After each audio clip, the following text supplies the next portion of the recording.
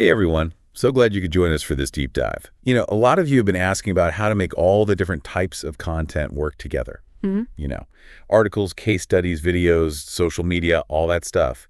How do we tie it into like one big, powerful SEO strategy? Yeah, that's a really common question, and it's great you're thinking about it holistically like that. It's not about just throwing content out there randomly, right? Right. It's about strategy. And the stuff you sent, especially Chapter 9, Boosting Business Growth, really hits on this idea of connecting, captivating, and then converting. It's like a journey you're taking your audience on. Each piece of content plays a role in that journey. Yeah, and you're right. It's not just about keywords anymore. We need to think about educating and engaging. Absolutely. Providing real value, answering questions, offering solutions to problems. Your content is genuinely helpful, people will share it. And guess what? That actually helps your SEO too. It's like you become a trusted resource, not just another website out there. Like the source material mentions setting up Google Search Console.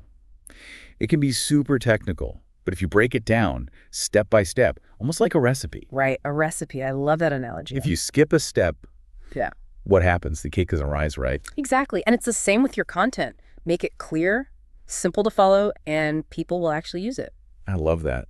And speaking of making things clear, the source material also talks a lot about videos. Yeah. Video is powerful because it brings your personality to life. You can see facial expressions, hear tone of voice, and it's more engaging too, right? Absolutely. And the sources even give some great tips, like using questions that hook viewers in right away. Oh yeah, like struggling to get your website noticed on Google. Exactly. Who hasn't felt that pain? You're speaking directly to their needs. And then, of course, you provide the solutions. But none of this matters if people aren't finding our content in the first place. That's where meta descriptions come in. Right. That little snippet of text in the search results. That's your first impression, your chance to stand out. So how do we make them captivating? I feel like I've seen some that are super boring. You have to pique their curiosity, highlight the benefits of clicking through, use strong verbs, and make sure your main keyword is in there. Don't be afraid to get creative with it. Creative, I like that. It's not just about information, it's about enticement. And keywords are important throughout the whole connect phase, not just meta descriptions, right? Absolutely. Understanding how people search, using those keywords naturally in your content on social media, it's about making it easy for people to find you. And speaking of social media, our source material actually recommends using some specific headlines. They're like ready-made attention grabbers. Oh yeah, from the PDM starter kit, right? Yeah, those ones. And don't forget about hashtags too. Hashtags are like labels. They help categorize your content. Make it easy for people to find what they're looking for. Exactly. Use a good mix of broad and specific ones. Okay, so we've got people connecting with our content. Now, how do we keep them engaged? How do we move from casual reader to devoted fan? That's the captivate phase. Give them a reason to stick around. I feel like case studies are super powerful for that. Yeah. But how do we make them not boring? Storytelling. Storytelling. People love stories. Ah, got it. So instead of saying, this product increased sales by 50%, we could say, here's how Sarah used this product to double her business. Exactly. Make it relatable, real, and show those real-world results. And our source material actually says, using real names, titles, companies, that adds credibility. Transparency builds trust. People want to see that you're the real deal. But what about social media for captivating people? It feels like it can be risky too, right? It's a powerful tool for community building. But there's so much noise out there. That's why strategy is so important. Don't just post randomly. Think about what your audience wants. Exactly. And use it to drive people back to your website. Yeah. Okay, so we've connected, we've captivated. Now we need to convert those fans into customers. All right, this is the final stage. Give them a clear path to take action. Sign up, download, buy now, all that good stuff. But you can't be pushy about it. It has to feel natural. Like guiding them gently through the process. And our sources talk about email marketing a lot for this stage. Email is still super effective. Stay top of mind, deliver personalized content. It's like having a direct line to your audience. Exactly. And you can automate a lot of it too. Our source material talks about automated email sequences. Welcome new subscribers, share tips. It's like having a virtual assistant working for you around the clock. And speaking of things that work around the clock, SEO does too, right? It's a long game. It's a marathon, not a sprint. We have to be consistent, show up regularly, provide valuable content over time. You got it. It's about building trust and authority. Wow, I feel like we just ran a marathon of information. Yeah, We covered so much in this first part of our deep dive. We did. We explored that connect, captivate, convert strategy. We talked about how to make content that really resonates. And we even touched on some more advanced stuff. But before we move on, I'd love to know what's standing out for you right now. What's your big takeaway so far? That's a great question. I think for me, it's that reminder to think about the whole journey.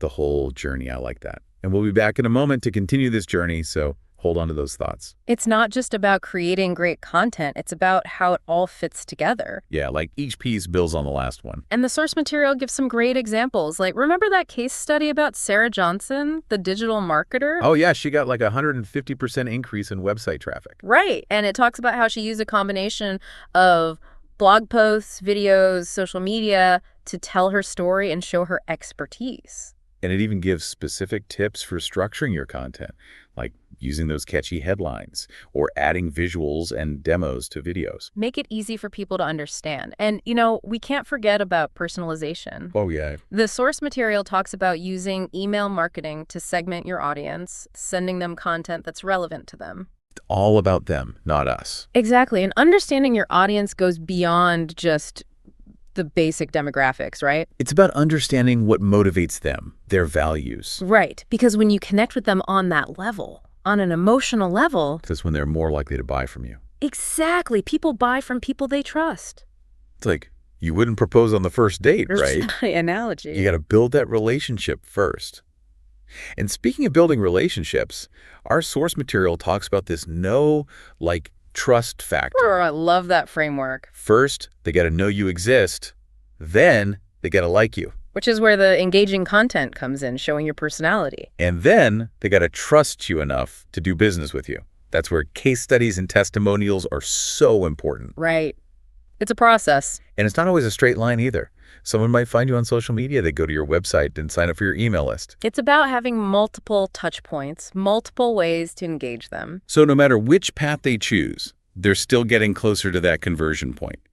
I'm curious about those PLR and MRR strategies you mentioned earlier. Could you break those down a bit? Sure. PLR stands for private label rights.